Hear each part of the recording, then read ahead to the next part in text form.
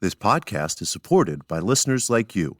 We're grateful for your tax-deductible donation at newthoughtphilly.org or the link in the episode description. A practical prayer is a prayer that works. These discussions between Reverend Bill Marchioni and Carol Lawrence dive into the details of how it works and how to work it. Reverend Bill is a New Thought minister and the author of Practical Prayer for Real Results. Your new life begins with a new thought. Carol Lawrence is on a spiritual quest, finding the New Thought teaching after decades on the pulpit in 3 different traditional denominations. I've got some questions. Together, they're exploring the philosophy and activities that come together from many of the world's religions to create the practical spirituality that is New Thought.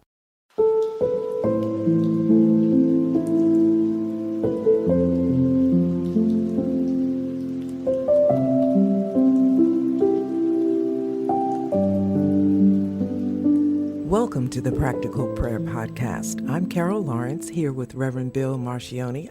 Actually, let me correct that. Reverend Dr. Bill Marchioni. Ooh, it's important some did puffery there, yeah. Well, that's not puffery. You did the work. You did the work. I guess it's going to take a while for me to wear that comfortably. That's okay. I'm here to help you. Thank you. I appreciate that. So, and we're going to talk about a TLA today, a 3-letter acronym. What's TLA? The TLA is your 3-letter acronym that you brought up before. TLA is a 3-letter acronym for 3-letter acronym. Okay, I just learned something else. All right. Your 3-letter acronym was CTA. Yes. Call to action. So explain what you're looking for. So, call to action, and because I do so much everywhere out here, I live in cyberspace, and I keep bumping into this CTA business, and I thought, okay, call to action. I get it on a website, I get it. But what about in our personal lives, in our real life practical walk? What is our call to action with all of this that we learn, with all of the universal laws and everything that we learn from these remarkable writers and amazing teachers? It's got to be more than just sitting around getting fat off this great information. What is our call to action? So, and by that, what you mean is once we have accomplished what we set out to accomplish by going through this spiritual growth and learning these techniques, what will we have, or who will we be, or what will be going on?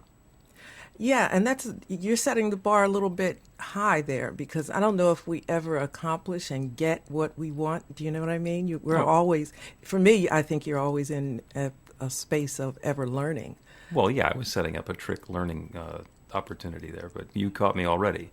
Yeah, because we're not going to get done, and right.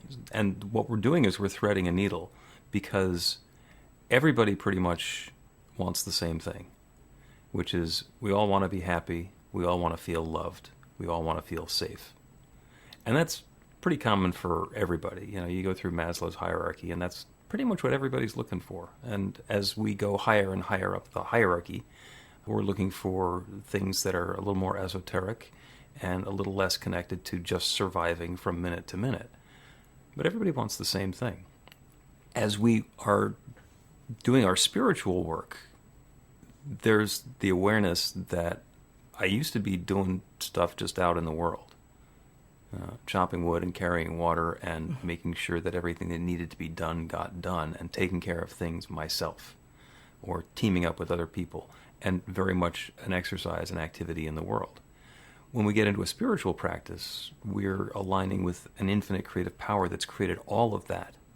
But what's going on in our lives is happening inside of the spiritual framework.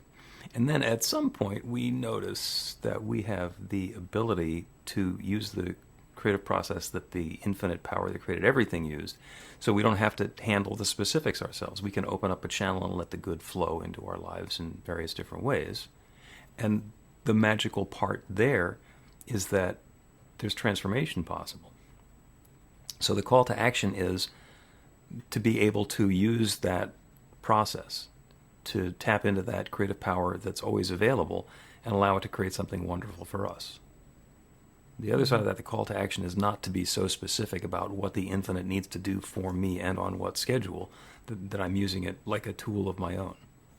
It's about being in that flow and allowing and opening and inviting rather than controlling and manipulating and specifying. Okay. So Did any of that answer your question? Because it's a lot of words. it's a lot, but I've been with you long enough to go, I flow right with your words. Then I put a pin in that. This is where I want to go back. So there's no way I'm going to be able to explain what I mean without sharing a personal experience, which I've already shared. So it's like no big surprise to you. But I think it's important. So I am a studier, like I can study as opposed to eat. It works for me. And I'm happy with it, right? I have this notion, and I will leave it at that, and this notion that I even sit with ascended masters and learn and study from them. So, it's like really cool with me.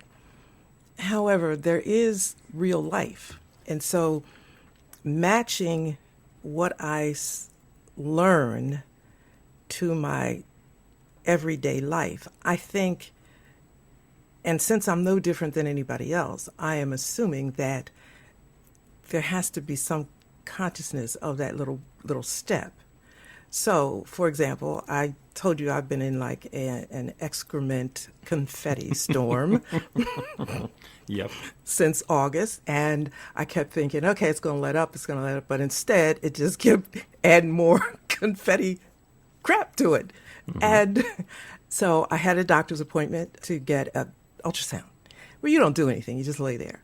And okay, so it's going to be 40 minutes. And I said, good, this is an opportunity for me to go where I go, right? And I'm going to decide to talk to whoever I want to talk to for 40 whole minutes. I'm not going to worry.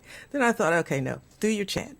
And so I found a focus on a light, and my particular chant when I really want to just settle all the way down is Psalm 46:10, be still and know that I am God.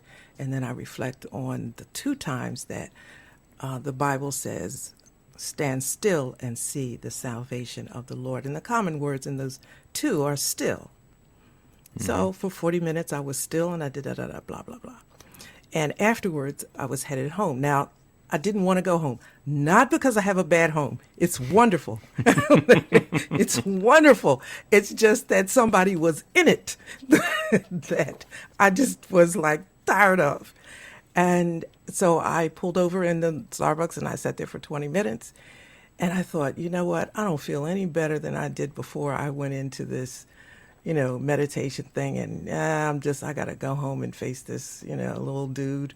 And I promised to take him somewhere. I don't even want to take him. I'm just like, will you please not just go home?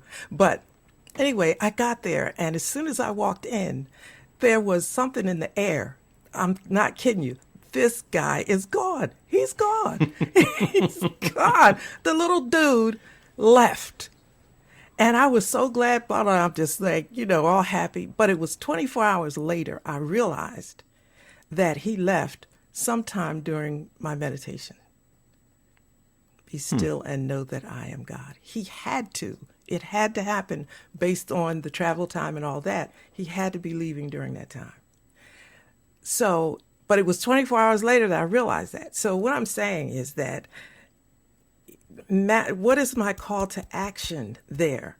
The meditation is one thing, but the realization that what I was doing was going to cause an action. And my call to action was to realize that, right? To know, like I shouldn't have been all stressed out going home. I should have known that either the little jerk was going to be gone or something was going to be different. Exactly. You got it. Okay. Or something. Yes. Yeah, because it's not a call to action. It's a call to spirit. Because God knows how this is going to come together. Did you pray for him to leave? No. If you were actually going to do that, then you would have just told him to leave.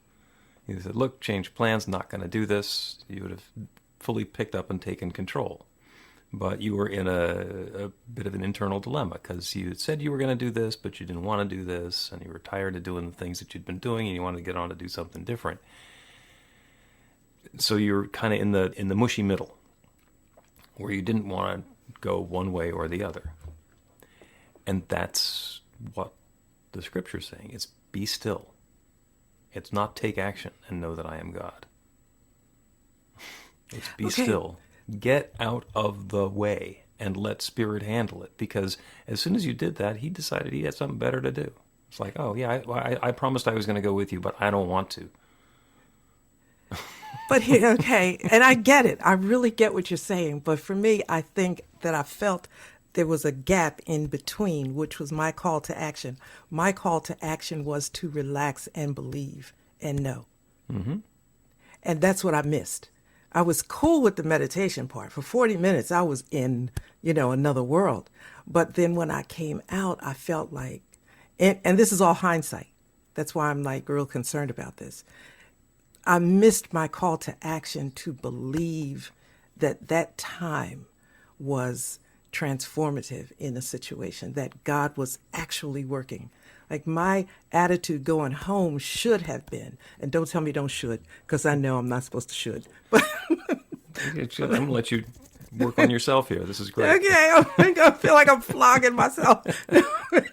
For my action, I thought with where I am at this point, I should have gone home feeling free and okay because something was going to be worked out. I didn't know whether he was going to be gone or not, but I should have been cool. Like something's going to be okay. And I missed that step. Let's please, if you would, change shoulda to coulda. Okay. Because it turns out that you coulda. Because even before all of your time in the Starbucks, you'd already left. Mm-hmm. So that was your resistance, or your needing to be in control and not be still, to take action in a way that's going to take care of yourself. You were making sure that you were taken care of. You weren't going to go put yourself in the environment where it might still go sideways and not go the way that you wanted it to. That's okay. That's very real. And let's make up one or two or a dozen different versions of the story that could have happened instead. After you spent 40 minutes in the presence of the infinite, just letting go and surrendering. That's when he left. It's possible that he could have stuck around. It's possible that he could have been at the Starbucks and said, I was really looking forward to seeing you, and things have been awkward, and you have that opportunity to connect at a deeper, more profound level than you had been previously and that you were expecting. It could have been one of those situations where, for whatever reason, you got back into his presence, and it was cool. This is like, oh, this is what I had in mind when we started this whole thing, before it started going off the rails, and now it's back, and I don't know why. You can make up any scenario that you want, and what you saw was the one that the infinite created for you, and informed you a day later that you could have just left your control, your hands off the controls, and gone home after your appointment without needing to do penance at the Starbucks. I just want to know, was my call to action to chill as opposed to drive home and be frustrated at what I expected to find? Like, what happened in between the being still and that ride home? You had some leftovers.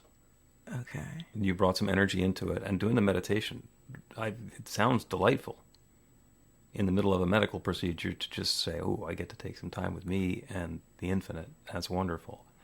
And when you put your stuff back on after the ultrasound, you put the attitude on too. Yeah, I sure did. Yes, I did. Yeah. And the attitude is disposable. You can leave the attitude. When you turn it over to Spirit, you can turn all of that over to Spirit. Say, I don't know how this is going to happen. I don't know what's going to happen. I'm going to play my part, and I'm just going to know this is unfolding in perfection. And that's not easy to do. It's simple for me to describe. That's a really great part about being the guy talking now. It's like I can describe something, and it just sounds so simple. And it really is. But it's not necessarily easy. Let's take a break and come back and continue the conversation. Okay. Learn to put practical prayer to work in your life. The steps are simple to learn and let you begin to get real results to create the life of your dreams immediately. Reverend Bill Marcioni's widely acclaimed book, Practical Prayer for Real Results, gives you a clear summary of the New Thought principles behind practical prayer and the series of easy-to-understand steps found in the most effective prayers from religions and spiritual practices all over the world and throughout history. Practical prayer is not a replacement for your religion or practice. It's a technique to make the work you do in consciousness even more effective. The book includes 40 prayers on various topics that you can adapt as needed and use as your own. Practical Prayer for Real Results is available in paperback, Kindle, and audiobook on Amazon or at b-the-light.com. That's b-the-light.com.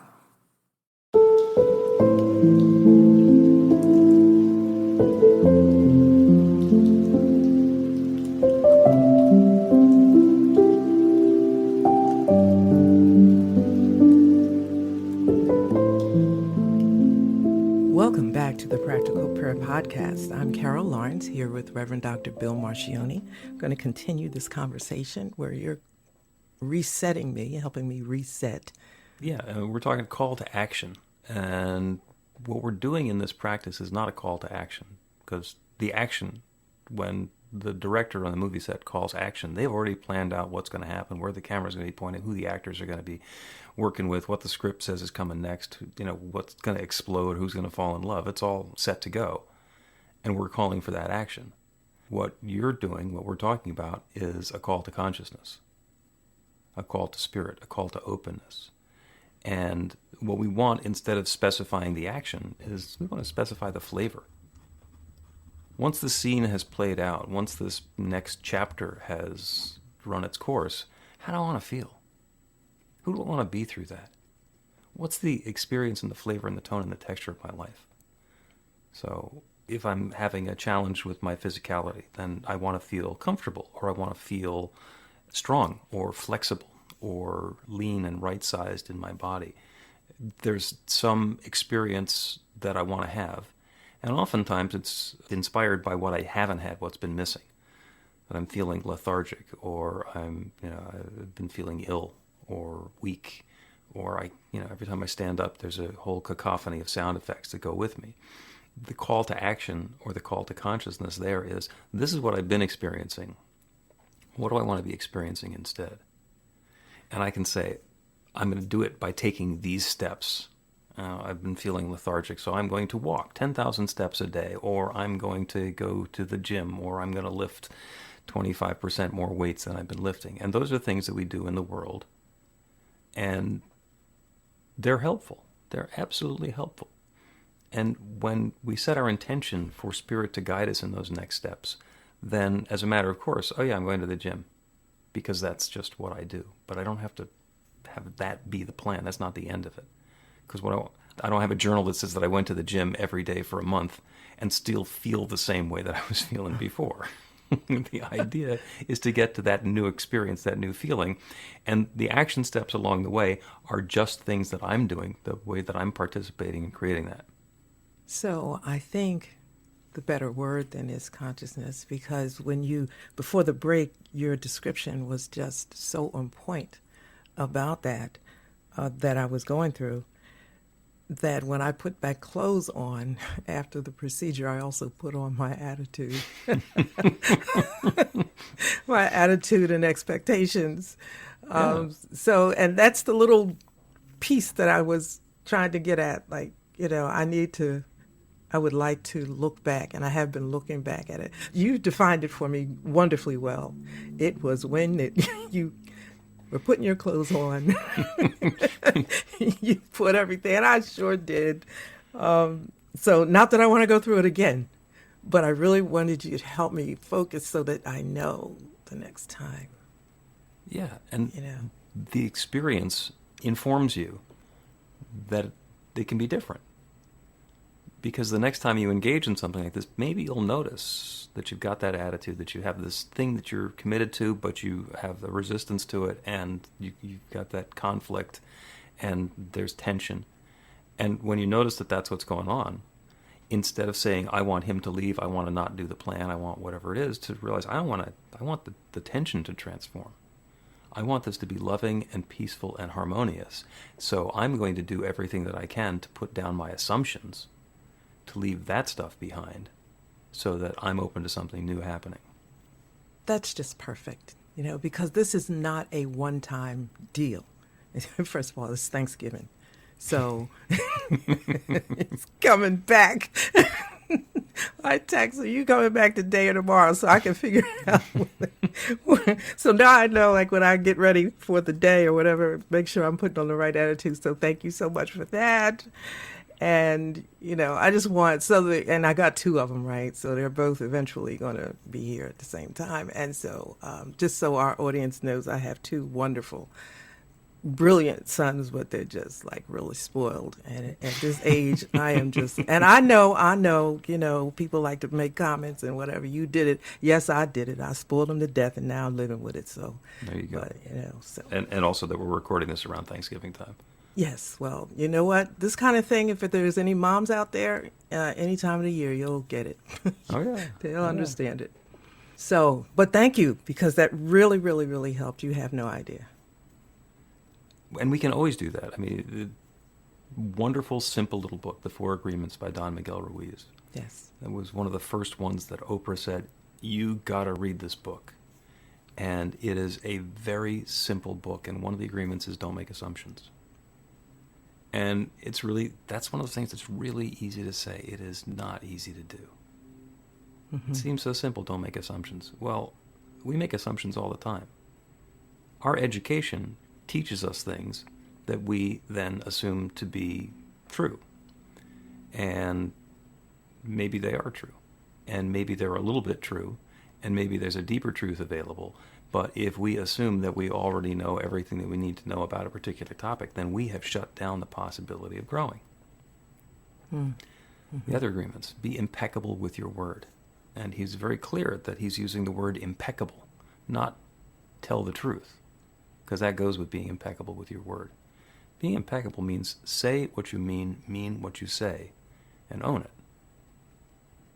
He also says, don't take anything personally.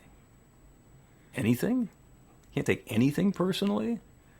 And the trick in that one is when we take things personally, we're giving other people outside of ourselves the power to control how we feel about it. So when you say something flattering about me, and I take it personally, then I feel better about myself because you are giving me evidence that I'm wonderful, worthwhile, lovable, smart, whatever, funny, whatever it happens to be. And when you say that, and I know that that's you saying that, I can acknowledge that you've said it. And then I can evaluate whether it's true for me or not. Mm-hmm. But I'm not taking your word personally. I'm evaluating what you've said and then being impeccable with myself. Yes, yes. And there's a difference there because we don't know whether somebody's going to say nice things about us or mean things about us.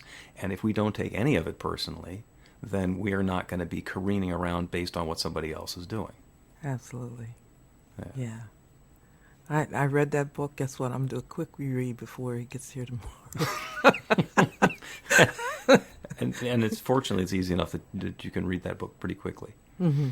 It is the sort of process, though, that we go into a spiritual spiral. We get to go over the same things again and again and again because it starts out seeming pretty simple, and we want to argue with what the words mean in the book and how can you do that, and what do you mean always do your best, what does best mean, and getting back to where you started this whole thing, be still and know that I am God. The more still, the more open, the more available, the more clear we become, the deeper we can go in our awareness of our spiritual nature. Mm. Yeah. And bringing that into where we live, is kind of really simple. You said it's easier for you to say, but once you gave it to me, like, what are you putting on with your clothes? It helps you live out that spirituality and all of that we learn. Mm-hmm. And you had done that even before I gave you the definition or the description of what you had done. And you had noticed to some degree that you had done that in the 24 hours after you did it. Mm-hmm. And you had gone through a process that initiated that because you were able to let go of it while you were in the meditation. And the sticking piece happened after that. And so in hindsight, you get all of this information, this insight, this guidance about what happened. And it's not helpful at all to change what happened.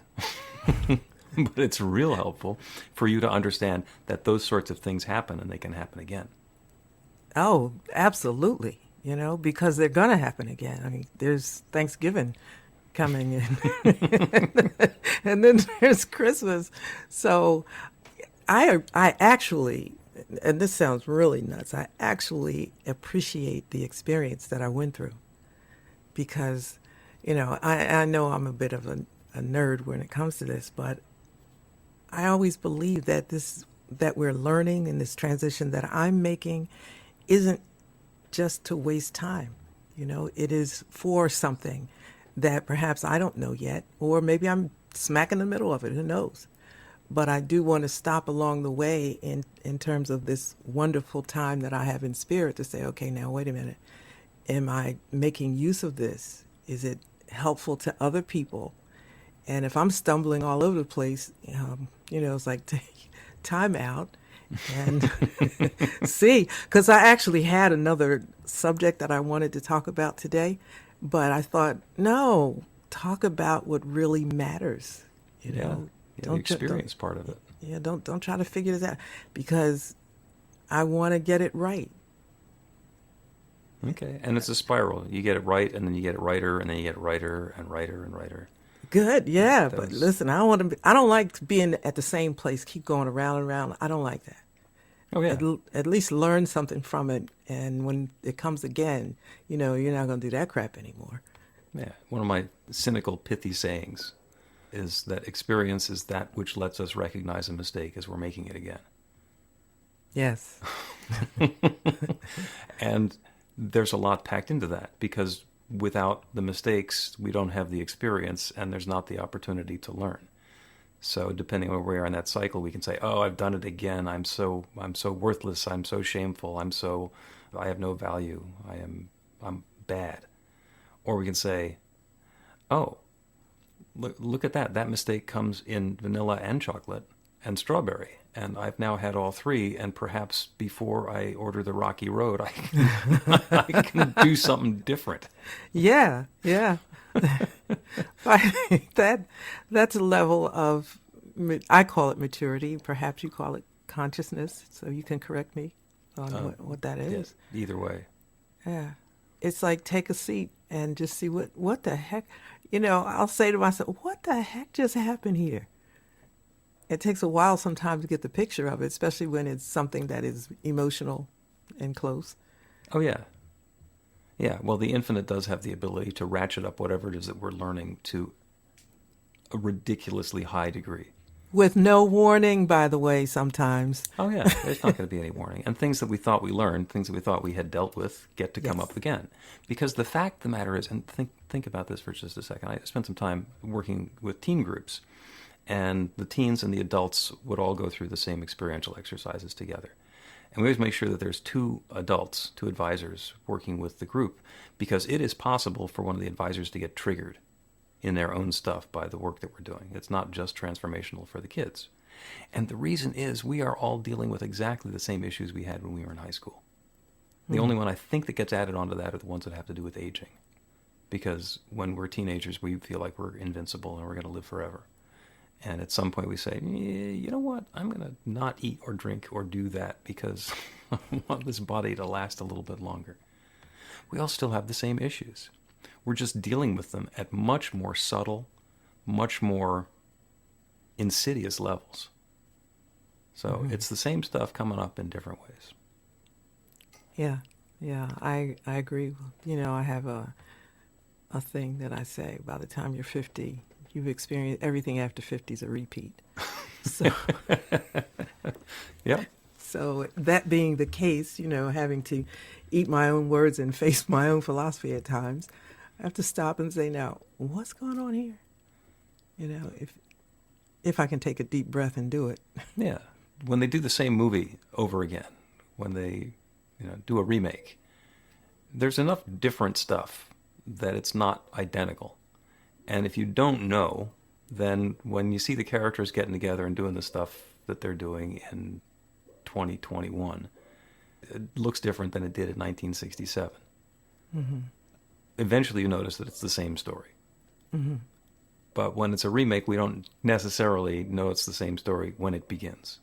We see the Yes. pattern that comes, oh, God, that got me one more time. Let's take a break and we'll come back and we'll do a prayer for being still and gratitude in honor of Thanksgiving. Okay, great. You can put practical prayer to work in your life, and Reverend Bill Marcioni can help. He is offering an online class that teaches you to create your own practical prayer in 5 weekly 1-hour sessions. The final hour brings your practical prayer together, anchored in live original music by a notable New Thought musician. Practical prayer is based on the most effective prayers found in religions and spiritual practices all over the world. Use it to deepen ever more fully into the truth of your spiritual nature. It's the core of a transformational spiritual practice that's simple, even if it's not always easy. Reverend Bill is also available for private spiritual counseling prayer sessions. Together, you'll lean into the challenges you've experienced in life and explore the transformation that's possible through practical prayer. You'll uncover old, hidden beliefs and uproot them to make way for the life of your dreams. Everything you need to know is on the website at b-the-light.com. That's b-the-light.com.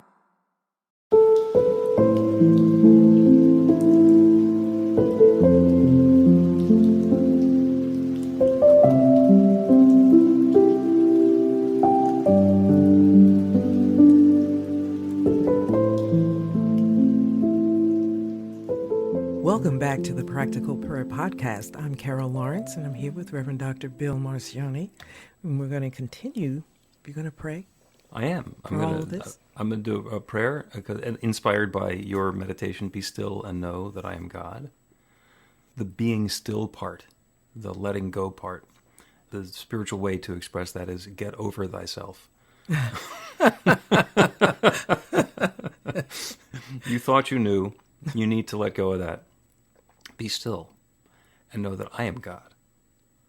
And that I am is everything that we are and so, so, so much bigger. That infinite power and presence is everything. It's everyone, it's everywhere. That's all there is. And when we get over our small selves and open up to that divine power and presence within, that infinite power is accessible and starts working on what is uplifting and positive and in alignment with that tone and texture of life that we're seeking. Be still and know. Be still and know. So let's take that into prayer. And to do that, we'll start by turning away from the details in the world around us and opening to that infinite power and presence that is available within. You can close your eyes. You can go to a soft focus. Whatever it is that takes away your attention to the specifics, that's anything that might have been hooking your attention, just let loose of that to open up to that divine power and presence within. Be still. Be still and be aware of the infinite creative power that created everything. It doesn't matter what our creation story is, whether we describe the Big Bang, the singularity that began exploding or expanding. That one is all of the substance, all of the energy, all of the intelligence that exists everywhere came from that one. It has to have. There was nothing but the singularity. To take it into Scripture, in the beginning was darkness and void and God. There was nothing but God. That infinite creative power and presence, that divine intelligence that said, let there be light. And the universe began unfolding. And creative law created the light, and then created whatever else was being added unto it. And since everything is part of that one creative unfolding, that's true of me. It's true of everybody listening right now. That divine power and presence is within, right here and now and always. So we get to be still and know that the I Am presence is us. It's me.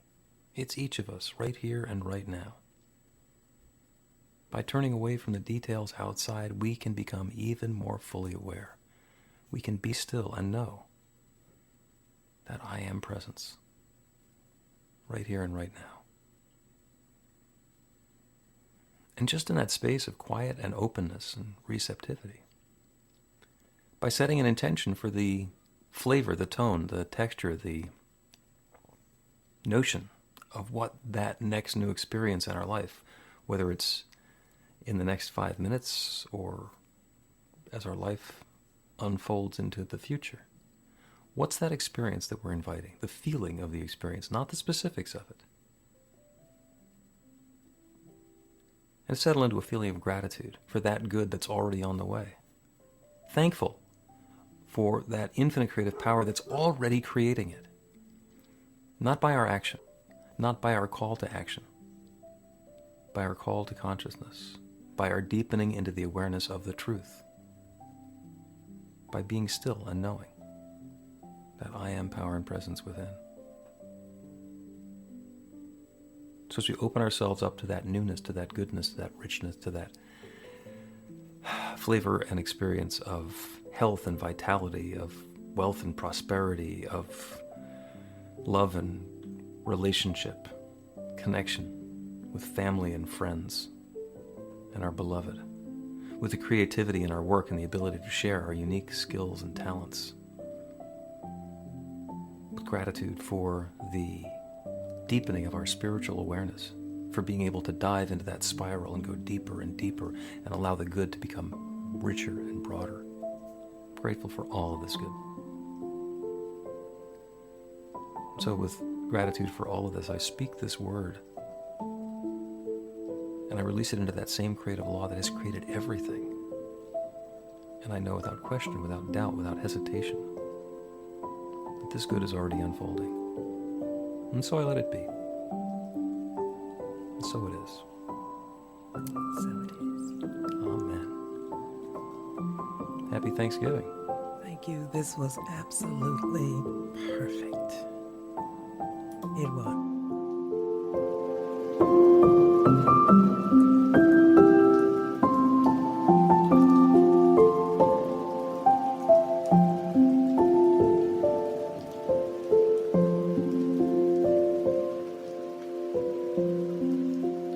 The Practical Prayer Podcast with Reverend Bill Marcioni and Carol Lawrence is a production of BeTheLight.com. be-the-light.com. Where you can find more information about practical prayer for real results. Our theme is by Music of Wisdom. You can learn about the spiritual community of New Thought Philadelphia with daily guided meditations, Weekly celebrations of spirit, and Reverend Bill's classes in practical spirituality at newthoughtphilly.org.